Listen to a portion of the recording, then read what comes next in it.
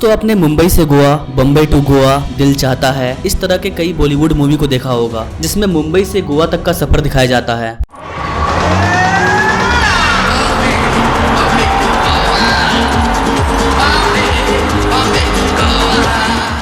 Bombay to Goa movie में सड़क पूरा शानदार दिखता है, लेकिन इसकी रियलिटी कुछ और ही है। वैसे तो अपने प्यारे भारत में कई एक्सप्रेसवे, कई हाईवे पर काम चल रहे हैं, लेकिन कुछ हाईवे, नेशनल हाईवे ऐसे हैं जिसका काम कई साल से रुका हुआ है। इन्हीं में से एक है नागपुर गोवा हाईवे, जिसको कि नागपुर से गोवा के बीच में बनाया जा रहा है। तो इस वीडियो में हम जानेंगे कि आखिर नागपुर से गोवा वाला जो हाईवे है वो अब तक क्यों रुका हुआ है। करीबन इसको 12 साल पूरे होने वाले हैं, लेकिन अब तक ये बन करके तैयार नहीं हुआ है। आखिर इसके पीछे का रीजन क्या है? तो चलिए बात करते हैं नागपुर गोवा हाईवे का काम क्यों रुका हुआ है।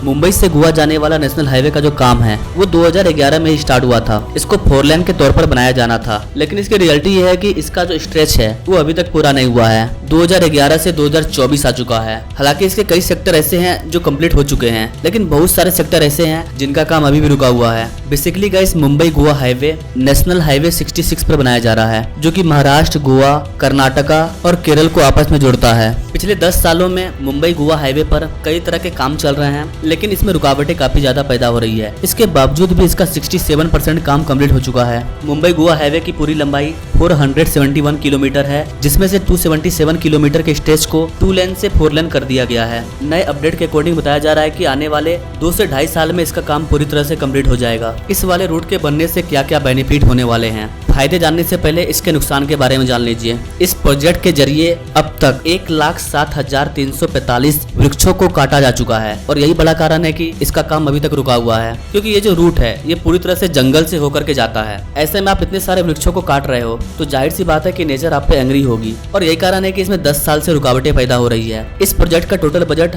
लगभग 13,500 करोड़ रुपया पहुंच चुका है। रिपोर्ट के अकॉर्डिंग यहाँ पर जिस तरह से प्लांट्स को काटा गया है उसका सिर्फ 26% प्लांट को ही लगाया गया है। लेकिन एक अच्छी बात यह है कि इसमें जो 26% प्लांट को लगाया गया है उनकी संख्या काटे गए वृक्षों की संख्या से ज्यादा है। ये करीबन 1,37,743 प्लांट्स हैं। इतने सारे न्यू प्लांट को लगाया जा चुका है। अब अगर इसकी बेनिफिट की बात करें तो यहाँ पर जो रोड था वो तो पहले से अवेलेबल था, इसको हम लोग एक्सपेंशन कर रहे हैं ताकि बढ़ती भीड़ को कंट्रोल किया जा सके। इसके अलावा इसके रीडेवलपमेंट से रोड की जो कनेक्टिविटी है वो भी काफी अच्छी हो जाएगी। अगर नेशनल हाईवे 66 की बात करें तो इसकी टोटल लेंथ 1270 किलोमीटर है, जिसमें से मुंबई से गोवा वाला जो भाग है वो करीबन 450 किलोमीटर के आसपास है। ये वाला जो नेशनल हाईवे है ये पूरी तरह से जंगल से होकर के गुजरता है। जब ये हाईवे कंप्लीट हो जाएगा तो इसमें ले बाय लेन्स, बस shelters, rest areas, drinking water facilities, toll plaza और टोल प्लाजा के नजदीक पब्लिक टॉयलेट होंगे। इस वाले हाईवे में मुंबई से गोवा के बीच में 6 टोल प्लाजा को लगाया जाएगा। इसमें 9 फ्लाईओवर भी होंगे और 77 अंडर पासेस भी मौजूद होंगे।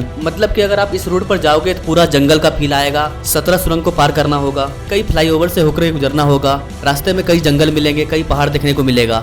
पूरा नेचुरल होने वाला है ये वाला हाईवे। चूंकि इसका ज्यादातर जो इलाका है वो पहाड़ों और जंगलों से होकर गुजरता है, यही कारण है कि इसे बनने में काफी टाइम लग रहा है। इसमें टाइम ज्यादा लगने का एक और रीजन ये है कि यहाँ पर हम लोग एनिमल के फीचर्स को देखते हुए काम कर रहे हैं कि एनिमल्स को नुकसान ना हो। जंगल में बेसिकली फ्लाईओवर इसलिए बनाए जा रहे हैं ताकि नीचे से एनिमल्स आ जा सके। इसके अलावा इसका बड़ा फायदा ये है कि अभी मुंबई से गोवा जाने में करीबन 13 घंटे का समय लग जाता है। जब ये बनकर के तैयार हो जाएगा तो ये वाला ट्रेवल टाइम घट करके 7 से 9 घंटे के बीच में रह जाएगा। जो ट्रैफिक कंजक्शन होता है वो भी कम हो जाएगा।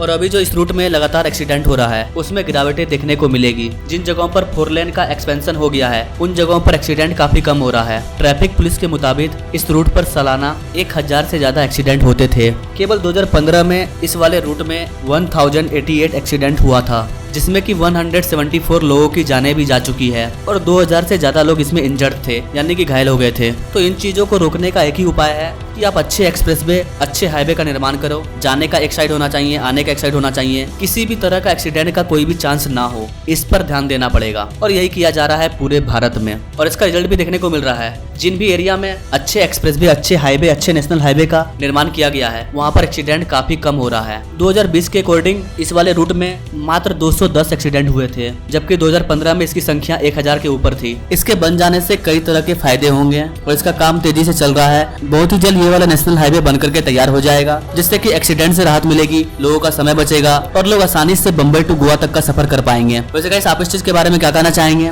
क्या ये 2 से 2.5 साल के अंदर में पूरा हो जाएगा? क्या सोचते हैं गाइस आप इस चीज के बारे में कमेंट करें और ऐसे ही लेटेस्ट अपडेट के बारे में जानने के लिए हमारे चैनल से जुड़े। Thanks for watching. मिलते हैं वीडियो में एक नई जानकारी के साथ, तब तक के लिए जय हिंद।